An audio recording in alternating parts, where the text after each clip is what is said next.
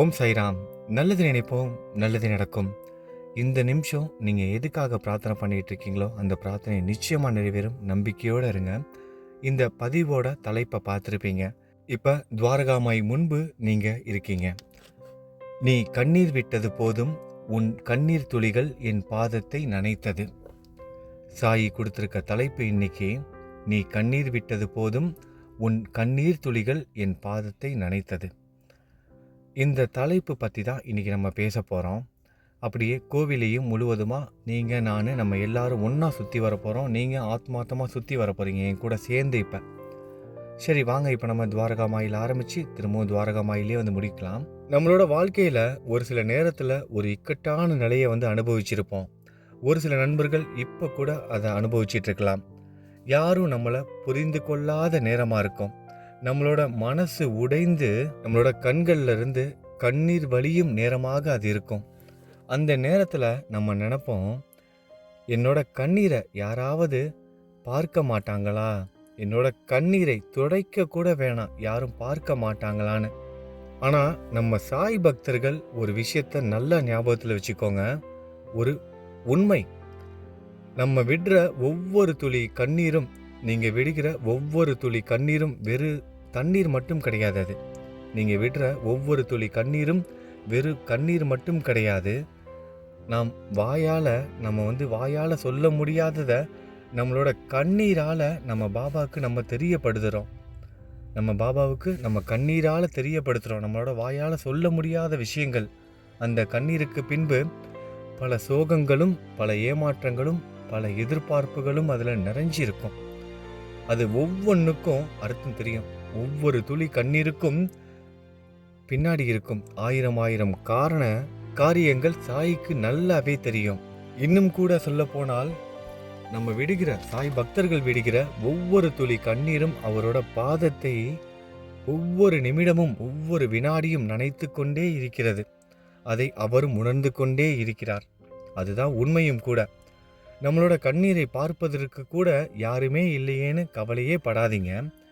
உங்கள் கண்ணீருக்கு பின்னாடி இருக்கும் அனைத்து கஷ்டங்களும் சாயை சென்றடைந்து விட்டது. உங்களோட கண்ணீர் துளி வழியாக அவரின் பாதத்தை சென்றடைந்து விட்டது. அதே நேரத்தில் நம்ம இப்படியே அழுது புலம்பிக்கிட்டும் இருக்கக்கூடாது. நம்ம பாபா கிட்ட ஒப்படைச்சிட்டோம், அவர்கிட்ட ஒரு முறை நம்ம மனது விட்டு அழுது தீர்த்துட்டோம் அப்படின்னா அதற்கப்புறம் அவர் பார்த்துக்குவாரு அப்படிங்கிற அந்த நம்பிக்கை நமக்கு இருக்கணும். புராணங்களில் கூட எடுத்து பார்த்தோன்னா, திரௌபதி கண்ணீர் விட்ட பிறகுதான் அவங்களுக்கு இறைவனோட அந்த அனுகிரகம் பகவான் ஸ்ரீ கிருஷ்ணர் காப்பாற்றினார். கண்ணீர் துளிகளோட அந்த பெண்மணி காப்பாற்றுவதற்கு எல்லாமும் இருந்தும் எல்லாரும் இருக்கிறாங்க. யார் வேணா காப்பாற்றலாம், ஆனால் யாருமே உதவி செய்யலை. கண்களில் கண்ணீர் வழிந்து கொண்டு கிருஷ்ணான்னு அவங்க 2 கையை தூக்கும் போது கிருஷ்ணர் நின்னார். ஒருவேளை இந்த நிமிடம் இல்லை இந்த நேரத்தில் நீங்கள் உள்ளுக்குள்ளேயோ இல்லை வெளியிலேயோ அழுதுகிட்டு இருக்கீங்க அப்படின்னா நீங்கள் தோற்று போனவங்க கிடையாது.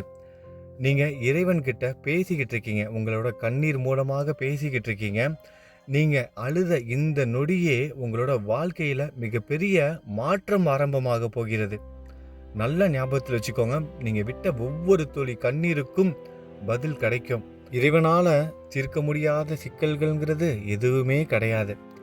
நம்ம சாயி எப்பேற்பட்ட சிக்கலையும் தீர்த்து வைத்திருவார்.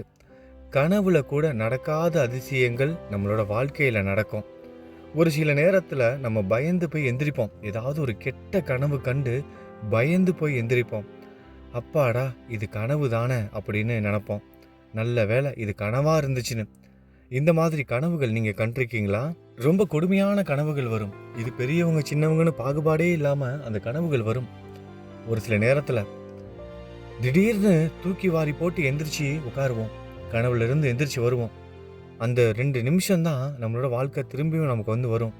நல்ல வேலை இது கனவாக இருந்தது அப்படின்னு. சொல்ல போனா நம்ம வாழ்க்கையில நடக்கிற இந்த இக்கட்டான நிலையும் அந்த கனவு மாதிரி அந்த 2 வினாடிகள்ல முழுவதுமா மாத்திடுவாரு நம்மளோட சாயி. இந்த கெட்ட கனவு மறைஞ்சு போது பாருங்க எந்திரிச்ச உடனே. அந்த மாதிரி சாயோட அருள் நமக்கு கிடைச்சதுன்னா 2 நிமிடத்துல எல்லாமே மாறிடும். சாயோட அருள் அப்ப எனக்கு கிடைக்கலையா, அதனாலதான் நான் இப்ப கஷ்டப்பட்டுட்டு இருக்கேனான்னு யோசிக்காதீங்க. சாயோட அருள் இல்லாம அவரோட நாமத்தை நீங்க ஜெபம் பண்ண முடியாது. இவ்வளவு நேரம் நீங்க பொறுமையா இந்த கோவிலையும் ஆத்மார்த்தமா சுத்தி வந்திருக்க மாட்டீங்க. சாயோட அருள் நிச்சயமா இருக்கு. அந்த கெட்ட கனவு கண் விழிக்கும் போது நீங்கினதுக்கு அப்புறம் மனசுல ஒரு பெருமூச்சு விடுவோம் பாருங்க. பெருமூச்சு விட்டு அப்பாடா அப்படின்னு ஒரு பெருமூச்சு விடுவோம். அந்த பெருமூச்சு, அந்த நிம்மதியான அந்த ஆனந்த கண்ணீரோட நம்மளோட கஷ்டங்களும் துன்பங்களும் நீங்கி இப்ப நம்ம கண்ணீர்கள் நம்மளோட கோரிக்கையா நம்ம விடுற ஒவ்வொரு துளி கண்ணீரும் ஒரு பிரார்த்தனையா போய் சேர்ந்துகிட்டு இருக்கு பாபாவோட பாதத்துல. இந்த கண்ணீர்கள் ஒவ்வொரு துளியும் நாளை ஆனந்த நீராக மாறும், ஆனந்த கண்ணீராக மாறும். பாபாவோட சன்னிதானத்துல உங்களோட ஆனந்த கண்ணீர் விழும். இது சத்தியம். அதே நேரத்துல இன்னொரு விஷயத்தையும் ஞாபகத்துல வச்சுக்கோங்க. நம்ம இதுக்காக தினமும் அழுதுகிட்டேவும் இருக்கக்கூடாது. பகவான் முன்பு உட்காந்து அழுதுகிட்டேவும் இருக்கக்கூடாது. கேட்கறதுக்கு யாரும் இல்லை, உதவி செய்யறதுக்கு யாரும் இல்லை, ஆறுதல் கொடுப்பதற்கு யாரும் இல்லை. எல்லாரும் இருந்தும் இந்த பிரச்சனையை யாராலையும் சரி செய்ய முடியாது. என்னோட கடைசி நம்பிக்கை சாயி அப்படின்னு போய் உட்காரும் போது ஒரு முறை கண்ணீர் வரும். இது இயல்பு. அந்த ஒரு நிமிடம் நம்ம மனசுல இருக்கிற அந்த கோரிக்கையை, அந்த ஆதங்கத்தை எல்லாத்தையும் அவர் முன்பு உட்காந்து அழுது கொட்டி தீர்த்து முடிச்சிட்டோம் அப்படின்னா அதுக்கப்புறம் நம்மளோட மனசுல தைரியம் மட்டும்தான் இருக்கணும். தைரியம் மட்டும்தான் இருக்கணும். ஏன்னா எல்லாத்தையும் நம்ம சாயோட பாதத்துல சரணடைஞ்சிட்டோம்ல, அவரோட பாதத்துல வச்சுட்டோம். அதுக்கப்புறமும் ஏன் திரும்பவும் அழுவ வரக்கூடாது.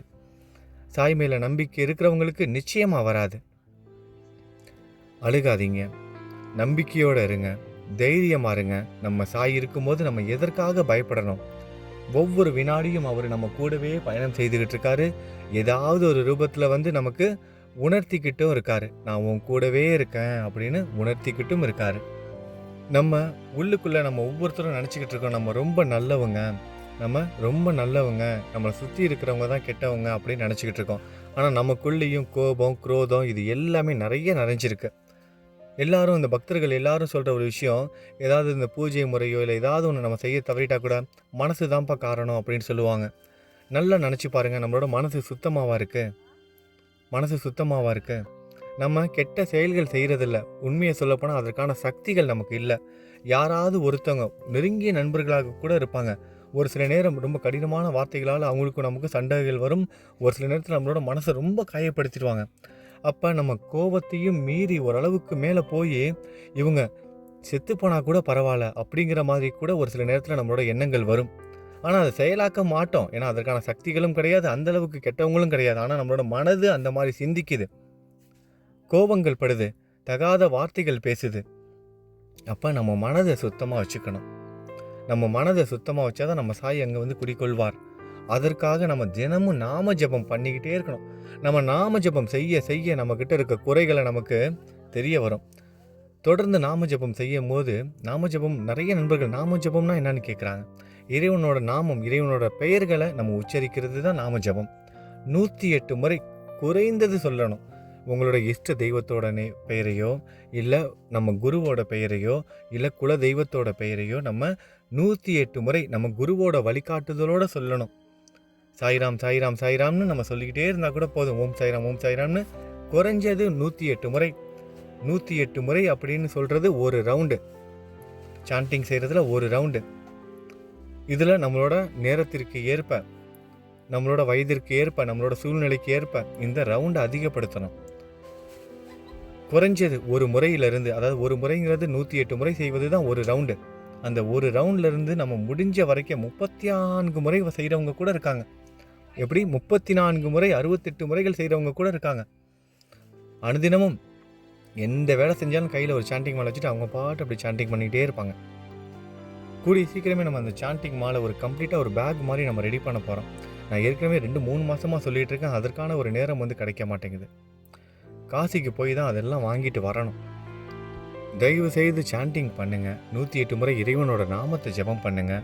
குறைஞ்சது ஒரு நாளைக்கு 108 முறையாவது இறைவனோட நாமத்தை ஜெபம் பண்ணுங்கள். அது ஒன்று தான் இந்த கலிகாலத்தில் மிகப்பெரிய ஒரு தீர்வு. தொடர்ந்து இதை நம்ம சொல்லிக்கிட்டே இருக்கோம், இனிமேலும் சொல்லுவோம். ஒவ்வொரு நாளும் இதை கேட்டு கேட்டு ஒவ்வொரு பக்தர்களாக அதை கடைபிடித்தா கூட ரொம்ப சந்தோஷம் எனக்கு. சாய் சொன்ன வார்த்தைகள் இதுவை அனைத்தும். நாம ஜெபம் ஒன்று தான் நம்மளை காப்பாற்றும். சரி வாங்க, இப்போ நம்ம துவாரகாமாய்க்கு வந்துட்டோம். இப்போ நம்ம சாய் குடும்பத்தில் யார் யாருக்கெல்லாம் பிறந்த நாள் பார்த்து அவங்க எல்லாருக்கும் பிறந்தநாள் வாழ்த்துக்கள் சொல்லிடலாம். நம்ம சாய் குடும்பத்தை சேர்ந்த சுவாமிநாதன் சாருக்கு இன்னைக்கு பிறந்த நாள், 65வது பிறந்த நாள். சுவாமிநாதன் சாருக்கு நம்ம சாய் குடும்பத்தோட சார்பாக பிறந்தநாள் வாழ்த்துக்கள் சொல்லிக்கலாம். அதே நேரத்தில் அவருக்காக பிரார்த்தனையும் செய்து கொள்ளலாம். உடல் ஆரோக்கியத்திற்காகவும் மன நிம்மதிக்காகவும் அவங்க குடும்பத்துக்காகவும் சுவாமிநாதன் சாருக்காக நம்ம பிரார்த்தனை செய்து கொள்ளலாம். அடுத்ததாக நம்ம சாய் குடும்பத்தை சேர்ந்த விஸ்வநாதன் சகோதரரோட அப்பாவுக்கு 76வது பிறந்த நாள். விஸ்வநாதன் சகோதரரோட அப்பாவுக்கு நம்ம எல்லாரும் பிறந்தநாள் வாழ்த்துக்கள் சொல்லிடலாம். அவரோட உடல் ஆரோக்கியத்திற்காகவும் மன நிம்மதிக்காகவும் நம்ம எல்லாரும் பிரார்த்தனையும் செய்து கொள்ளலாம்.